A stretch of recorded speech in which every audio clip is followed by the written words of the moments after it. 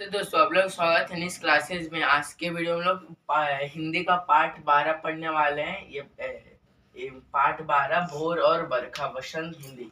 तो पाठ 12 हम लोग इस वीडियो में पढ़ने वाले हैं हिंदी का वसंत का। तो हम लोग ने पिछली वीडियो में रहीम के दोहे पढ़ा था। अब हम लोग भोर और बरखा पढ़ेंगे। ये वसंत का हिंदी का बुक है। तो इसका अगर खुद से पढ़ना है, ये 2 पेज का है। तो मैं आपको मैं अपने YouTube चैनल पे पोस्ट कर दूंगा, आप वहां से भी जाकर पढ़ सकते हो।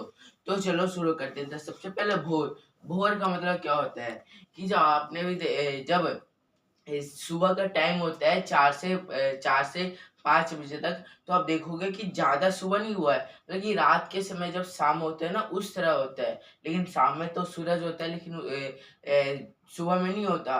मतलब कि वहां पे ऐसा लगेगा कि थोड़ा अंधेरा है और थोड़ा उजाला है। तो उसी को भोर भोर बोलते हैं। मतलब कि जब रात बीत चुका है और सुबह होने वाला है, उस बीच का समय को भोर बोलते हैं। तो चलो शुरू करते हैं। और का मतलब कि पता है आपको। और बरखा। बरखा मतलब कि जब बादल वसंत ऋतु के समय को ना बरखा बोलते हैं। तो चलो शुरू करते हैं। तो फर्स्ट मतलब कि ये एक तरह से पोयम है जिसको वर्णन किया है, ये मीराबाई ने वर्णन किया है, मीराबाई ने। तो चलो शुरू करते हैं। जागो बंसी वारे ललना, जागो मोरे प्यारे। वह जागो बंसी वाले ललना। मतलब कि बंसी वाले ललना क्या, मतलब कि जो यहाँ पे यशोदा मैया श्री कृष्ण को जगाने की कोशिश कर रहे हैं। बोल रहे हैं कि बंसी वाले ललना, मतलब जो बांसुरी बजाते हैं। और फिर मोरे प्यारे ललना, तो ये कहकर गाने की कोशिश कर रहे हो। इसका ये अर्थ है, बंसी वाले मतलब कि जो बांसुरी बजाते हैं, और प्यारे तो मतलब कि यशोदा मैया श्री कृष्ण से बहुत प्रेम करते थे। तो यह कहकर बताती है। और आगे, रजनी बीती भोर भयो है, घर घर खुले किवाड़। मतलब कि रात बीत चुकी है, भोर हो चुका है और सारे घर के किवाड़ खुल चुके हैं। यहाँ पे रजनी का मतलब कि रात है, और किवाड़े किवाड़े का मतलब कि दरवाजे। गोपी दही मथत मथत सुनियत है, कंगन के झनकारे। जो गोपियां हैं वो दही मथ रही हैं, और जो उनकी जो आवाज है वो आ रही है। बल्कि वो आवाज निकाल रही है, लेकिन आवाजें आ रही है उनके कंगने का। उठो लालजी भोर भयो है, सुन नर ठाठे द्वार। तो फिर बोलते हैं कि लोग और देवता तुम्हारे दर्शन के लिए दरवाजे पे खड़े हैं। ग्वाल बाल सब करत कुलाहल, जय जय सब शब्द उचार। जो ग्वाल बाल होता है, मतलब कि जो बालक गाय गाय या भैंस को मतलब कि जो जंगल में वन में ले जाते हैं भोजन कराने के लिए, चारे खिलाने के लिए। तो वो उसी को ग्वाल बाल बोलते हैं। और वहां पे बोला है कि ग्वाल बाल क्या है कि शोर मचा रहे हैं, तो उठ जाओ। वो इसलिए शोर मचा रहे हैं क्योंकि वो गाय को वन के लिए ले जाने के लिए शोर मचा रहे हैं। माखन रोटी हाथ में लीनी गौवन के रखवाले। बल्कि अपने हाथ में माखन और रोटी लेकर गौ के मतलब कि गाय निकल गई बाहर। अपने जो बालक है वो अपने हाथ में गाय, मतलब मैं गाय बोल रहा हूँ, माखन और रोटी लेकर वन के लिए तैयार हो चुके हैं। मीरा के प्रभु गिरधर नगर शरण आए तो तारे।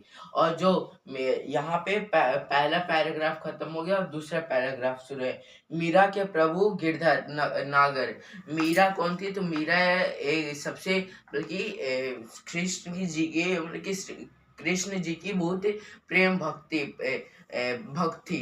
तो मीरा के प्रभु तो गिरधर। गिरधर का मतलब कि गिर का मतलब कि पर्वत है, और धर का मतलब धारण करने वाला। जो पर्वत को धारण करता है उसे गिरधर बोलते हैं। शरण आए तो तारे, और तुम्हारे शरण आए हैं। अब देखते हैं सेकंड पैराग्राफ। बरसे बदरिया सावन की। जो सावन एक क्या है कि मौसम है, उसमें क्या है कि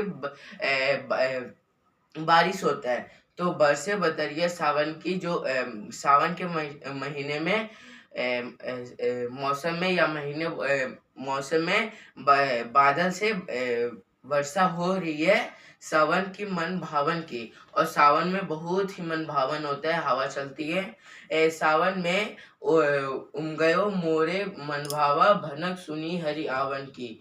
और इस मौसम में हर तरफ हरियाली छा जाती है।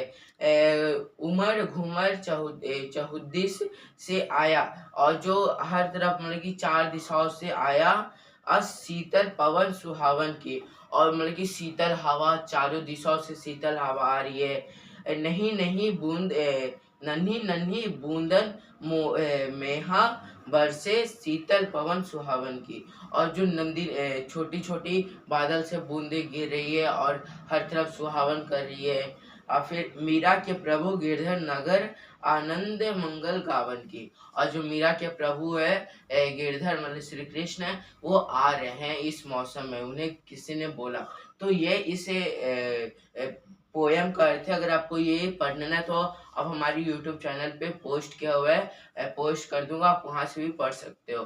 तो आई होप आपको समझ में आ गया होगा इस वीडियो इसका क्या अर्थ है इस पोयम का, और इसका जो लेखिका है वो मीराबाई है। तो हम लोग नेक्स्ट वीडियो में इसका क्वेश्चन आंसर करेंगे। जब तक के लिए थैंक यू, बाय बाय। अगर आपको ये वीडियो अच्छी लगी हो तो लाइक शेयर और सब्सक्राइब करना मत भूलिएगा। मैं मिलूंगा आपसे नेक्स्ट वीडियो में। जब तक के लिए थैंक यू, बाय बाय।